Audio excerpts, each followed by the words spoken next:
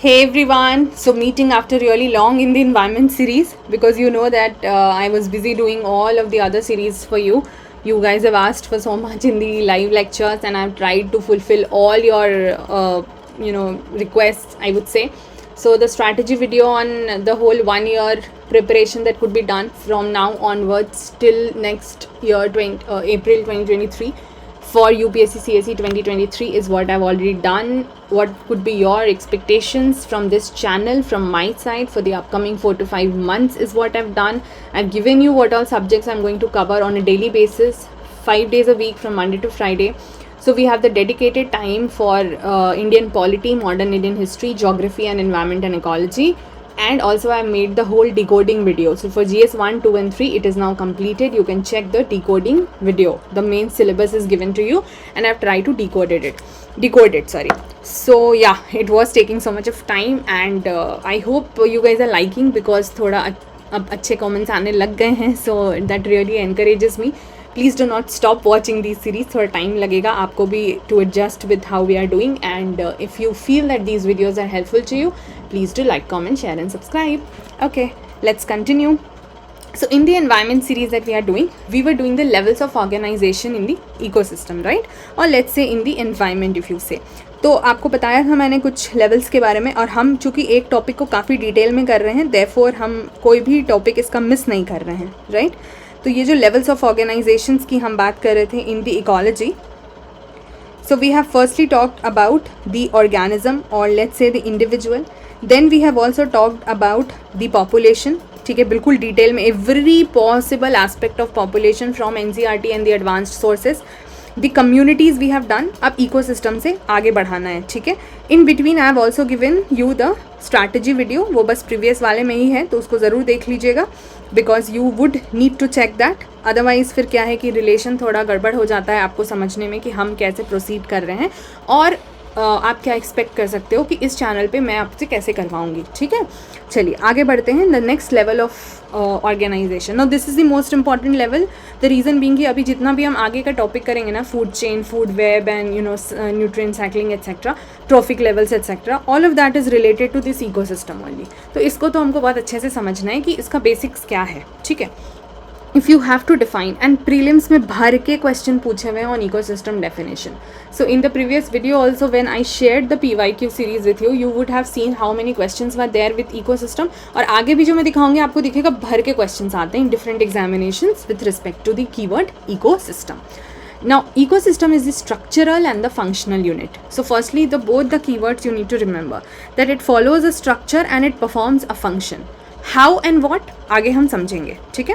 So it is the structural and the functional unit of biosphere and it consists of community of the living beings. Community तो होगा ही ना, जैसे organisms individual मिलके population बनाया था उन्होंने and the population made community. So the community will make ecosystem. This is how the series is going. So it is the community of the living beings and not only the living beings but also the physical environment, ठीक है. And both of these will interact with each other and exchange the materials between them. What kind of materials? फिर जैसे मैंने कहा functions जब हम समझेंगे we will talk more on that. So definitely the ecosystem will include your plants, your trees, of course that will be there only, animals, water, soil, people, every kind of organism you would find in the ecosystem. We know about the components of the ecosystem: biotic, which is your living, biotic, which is your non-living. Now that we have done already this in greater detail earlier, I need not repeat it, right? Okay, next is your classification of the natural ecosystem. You know that the ecosystem, it can be created artificially also. We have seen one example. We have seen the example of, let's say, aquarium, and you knew that you can create it artificially for the fishes to live in. But there are natural ecosystem. So we have the terrestrial and the aquatic ecosystem. The terrestrial ecosystem, which means the ecosystem which is present on the land. For example, forests, grasslands, deserts, ठीक है. Aquatic क्या हो जाएगा? The ecosystem which is present in water. Now it can be either in the fresh water, saline water, marine water, any kind of ecosystem would be there in the case of aquatic. Now we have also done one more term, homeostasis, ठीक है. उसका relevance है यहाँ इसलिए वो term mention है, please do not ignore it. and we have done it in detail again, and I have given you all the possibilities of adaptations, the examples from NCERT. ठीक है, बचने का तरीका, कैमोफ्लेजिंग, बहुत कुछ बताया था. ठीक है, होम्योस्टेसिस क्या होता है? It is the capacity of the ecosystem to self-regulate themselves. If you remember, we have talked about the temperature. Let's say about the human body if we talk about. So we know कि हमारा एक constant body temperature होता है. You can write in the comment section what temperature did I tell you. Basic science में आपने भी पढ़ा होगा कि क्या human body का एक basic temperature होता है. अब ठंड में और गर्मी में, ठीक है, या तो जब हम शिवर कर रहे होते हैं या तो जब हमारी स्वेटिंग होती है, पसीना निकलता है, वो दोनों केसेस जो होता है that is an example of homeostasis, where in we are trying to regulate, self regulate. हमारी बॉडी अपने आप रेगुलेट करने की कोशिश करती है ना. ठंड लगता है तो शिवर करते हैं तो हीट प्रोड्यूस हो जाता है. ठीक है, गर्मी लगता है तो स्वेट होता है, तो पसीना बाहर निकलता है, तो उससे ठंड, क्योंकि इवेपोरेशन होता है तो ठंड लगती है, अच्छा लगता है. So the capacity to self regulate ourselves is the homeostasis. And why is it needed? Because we need to maintain the state of equilibrium. हमको आसपास के सराउंडिंग से खुद को समझाना, एक बैलेंस बना के रखना होता है. So this is an important term discussed here because it is related to the ecosystem. ठीक है, डिटेल्स तो हम पहले कर चुके हैं. Now I will introduce you to a few more keywords or key terms here on which again the questions have been asked. जब हम PYQ सीरीज़ करेंगे तो हम देखेंगे इन पे कैसे questions आए हैं. One of which is your TIS term niche. ठीक है, अब नीशे, कुछ लोग नीश बोलते हैं, anything would be okay. Niche और नीश की जब हम बात करते हैं, now this term refers to the unique functional role और place of a species in an ecosystem. एक इकोसिस्टम में जो स्पीशीज़ हैं उनका स्पेसिफिक फंक्शनल रोल या उनकी जगह क्या है, उनका specific, which means the role of that particular species और the function of that particular species. ठीक है, so the niche describes all the biological, physical and chemical factors. इसमें सारे फैक्टर्स जो हैं वो काउंट होंगे. तो any species will need different factors like biological, physical and chemical, and the species will need those factors to survive, to stay healthy, to reproduce. So a niche will help us to understand that what is the requirement of that species. Let's say if there is a plant species, let's say there is an animal species, उनकी अपनी अपनी requirement होगी और हर species की एक जैसी requirement तो नहीं होगी. अगर हम प्लांट में ही बात करेंगे तो पानी में रहने वाले प्लांट और या फिर आप कहो डेजर्ट में रहने वाले प्लांट या नॉर्मल सिचुएशन में रहने वाले प्लांट या नॉर्मल टेम्परेचर में, तो सबका अपना अपना रिक्वायरमेंट रहता है ना, सबकी अपनी अपनी ज़रूरतें होती हैं. So they have their own unique functions and they have their own place in the system.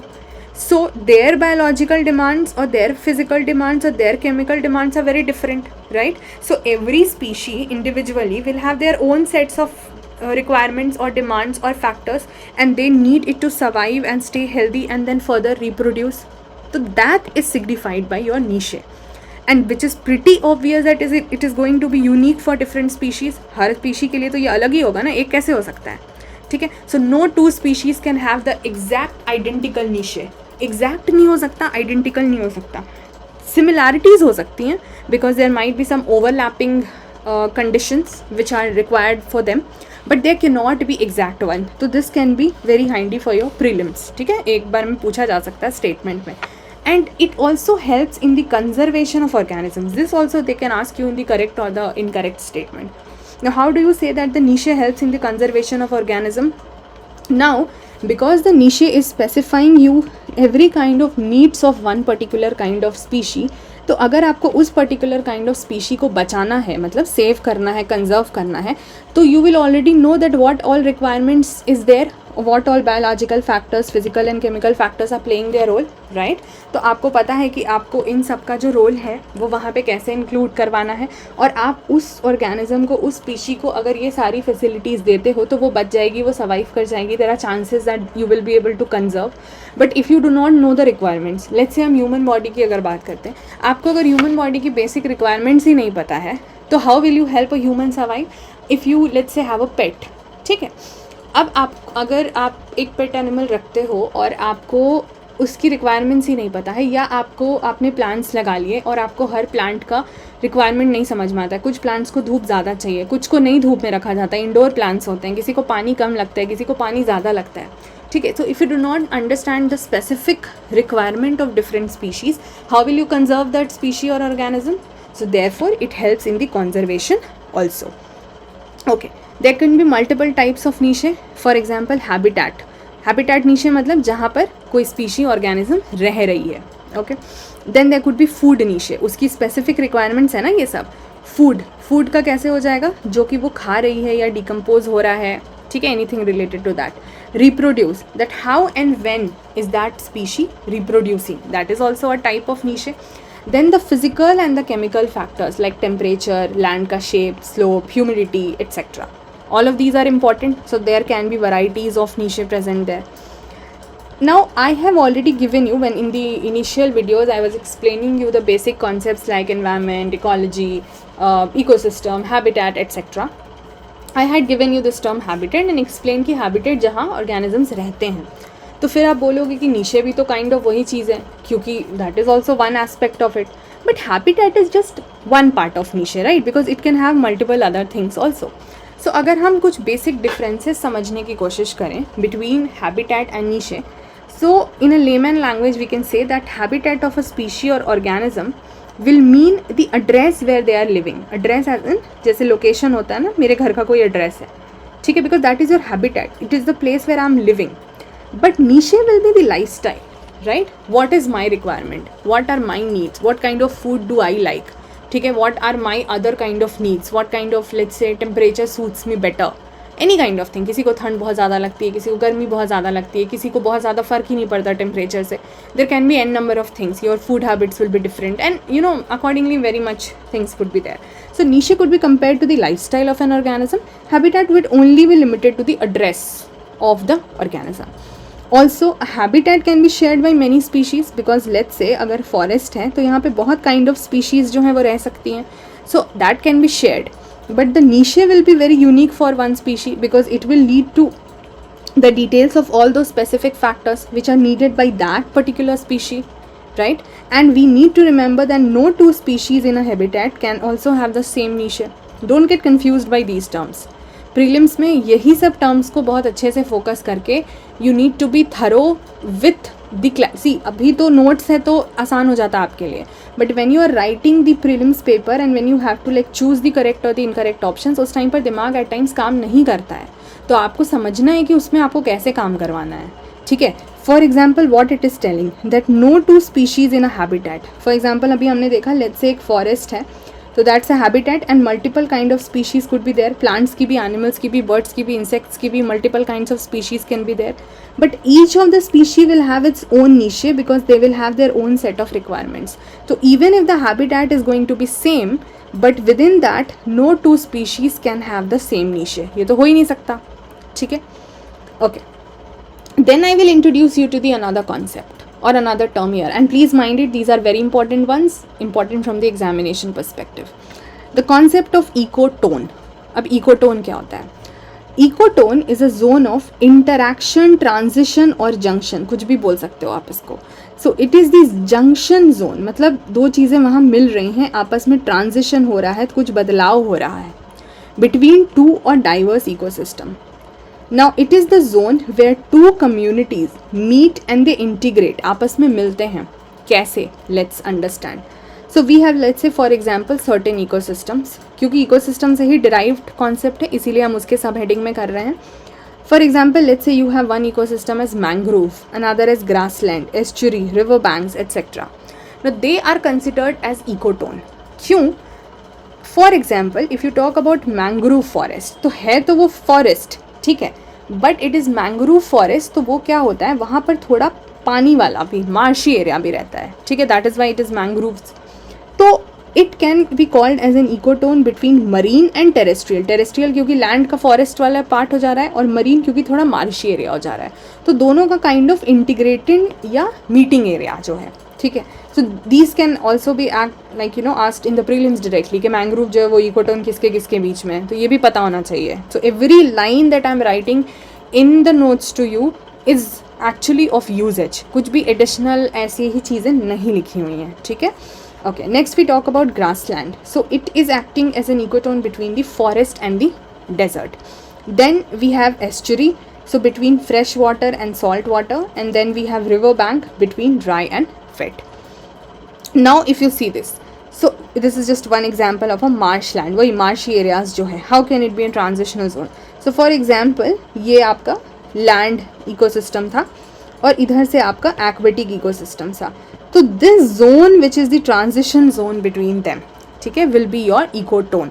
और आप इसको क्या बोल सकते हो, मार्शलैंड. मतलब जस्ट वन एग्जाम्पल लैंड और एक्वेटिक का मिला करके. Okay, next is to understand about the characteristics of ecotone. तो हमने इकोटोन तो समझ लिया, दिख भी रहा है कि अरे बड़ा इंपॉर्टेंट एरिया, दो के बीच का एक ट्रांजिशन जोन है, लेकिन उसका सिग्निफिकेंस क्या है. Okay, let's try and understand. यहाँ से प्रीलिम्स के पॉइंटर्स बहुत आराम से निकाले जा सकते हैं. They can ask you an number of pointers from this point regarding the correct and the incorrect. Let's see the first point. So firstly क्या होता है कि जो इकोटोन है that is either it can be a narrow zone, पतला zone हो सकता है, लाइक दो इंटरैक्टिंग लाइक इकोसिस्टम है तो इनके बीच में बहुत ही पतला ऐसे नैरो जोन हो सकता है, और it can be very wide. Narrow का one example like between the grassland and the forest. तो इनके बीच में अगर रहेगा तो बहुत ही कम पतला सा इकोसिस्टम रहेगा.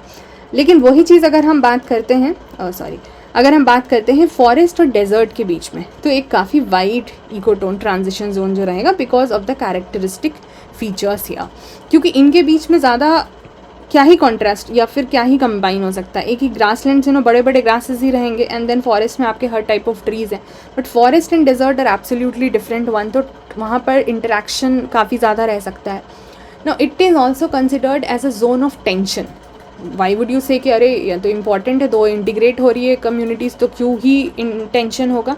Because here the conditions are very intermediate to the adjacent ecosystem. What do we mean by this? For example this is ecosystem 1, whatever land है मान लीजिए, इट इज़ इकोसिस्टम 2, वाटर है मान लीजिए, ठीक है. So this is a transition area और the interacting area, जिसको हम टेक्निकल टर्म्स में इकोटोन बता रहे हैं. अब जो लैंड की कंडीशंस हैं and the conditions of the water, of course they are very different. And if there is a zone wherein both land and water would be present, the conditions would be very intermediate. That is pretty obvious. Again, it cannot be same to the adjacent. Adjacent मतलब बगल वाला, उसके जैसा तो हो ही नहीं सकता. So वहाँ पर कुछ तो different होगा, और different होगा तो zone of tension भी होगा, ठीक है. Then it is also considered as linear. Linear as in एक तरफ बढ़ रहा होता है, progressive बोल सकते हैं. अच्छा, क्यों ऐसा बोलते हैं? Because it is there is progressive increase in the species composition of one in coming community. If there are two ecosystems and there is this integration zone, so there will be some species going from this ecosystem to here and some from this to here, और जहाँ पर दोनों integrate करने लग जाएंगे वो ecotone बन जाएगा. So in this case there will be one coming community जो आ रही होगी, and there will be one going community जो एक तरफ से जा रही होगी, ठीक है. तो जहाँ से आ रही होगी उसमें क्या हो जाता है, अगर आ रही है तो जाहिर सी बात है there is increase in the composition, और साइमल्टेनियसली, ठीक है, क्योंकि एक ही जगह पर हो रहा है ना, ये ट्रांजिशन जोन है. सो एक ही जगह पर अगर एक तरफ से आ रही है तो दूसरी तरफ से जा रही है, ठीक है, तो देयर इज़ डिक्रीज. अगर आउटगोइंग स्पीशी है एडजॉइनिंग कम्युनिटी से तो देयर इज़ डिक्रीज. तो वो चीज़ लीनियर ही लेवल पे हो जाती है. अगर हर तरफ से मान लीजिए आ रही होती तो एकदम से इंक्रीज़ हो जाता, या हर तरफ से जा रही होती तो एकदम से डिक्रीज़ हो जाता. But because it is coming from one side and going from one side, so it is kind of just linear in nature, ठीक है. Next, if the ecotone is well developed, then some organisms are entirely different from that of the adjoining community. So let's say here the organisms and here the organisms are different, and when they are interacting in this and this ecotone starts to develop pretty well, it gets all the suitable condition of developing, and if it develops pretty well here, because here then the organisms will be formed by the interaction of these two zones, तो वो बिल्कुल at times different ही हो सकते हैं अगर if there is well developed ecotone. And this is the most important line from the prelims perspective, that the ecotones have far greater productivity than the adjacent natural ecosystem. So again हमने देखा natural, मान लीजिए वही land और water की अगर हम बात करते हैं, ठीक है, so जो natural ecosystem है उसकी जितनी productivity होगी, this middle one, this ecotone will have higher productivity than that. Why do we say so? Because here wide ranging species will come from the adjacent ecosystem, ठीक है. So आस पास से for example एक तरफ forest है दूसरी तरफ ocean है, तो यहाँ से जो स्पीशीज़ आएंगे यहाँ और इकोटोन में आकर के इंटरैक्ट करेंगे, मिलेंगे, they will of course be more wider variety as compared to the adjacent ecosystem. So therefore they are having greater productivity in that transition zone or that intermediate zone. Next is a term which is edge effect. अब ये क्या होता है? Now edge effect is the changes in population or community structures at the boundary of the two habitat. You know that we call that boundary of the habitat as ecotone. तो वहाँ पे जाहिर सी बात है ना, एज है, वो किनारा है और उस बाउंड्री पर कुछ चेंजेस हो रहे हैं. So that change in the population और the community structure is called edge edge effect. कि एज का, किनारे का इफेक्ट हो रहा है वहाँ पे. How does it happen?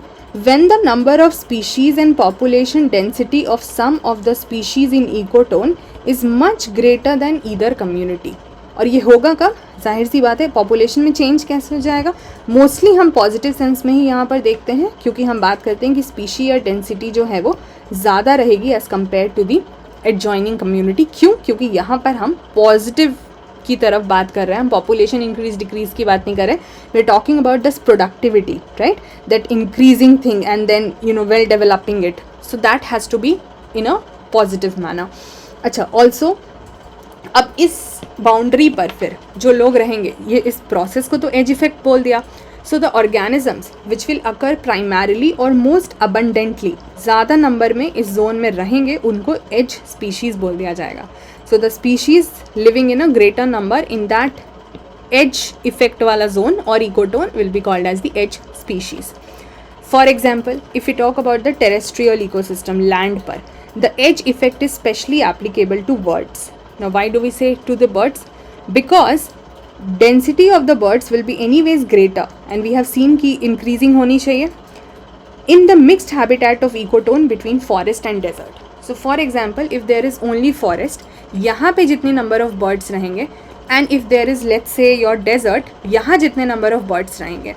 But if there is a zone in between of the forest and the desert, so in this zone जो डेंसिटी ऑफ बर्ड्स होगा वो ग्रेटर होगा इन दैट मिक्स्ड जोन और मिक्स्ड हैबिटेट. ठीक है, so this is happening in the case of let's say edge effect. उसी को आप जो यहाँ स्पीशीज़ रहेंगी आप उनको एज स्पीशीज़ बोलोगे.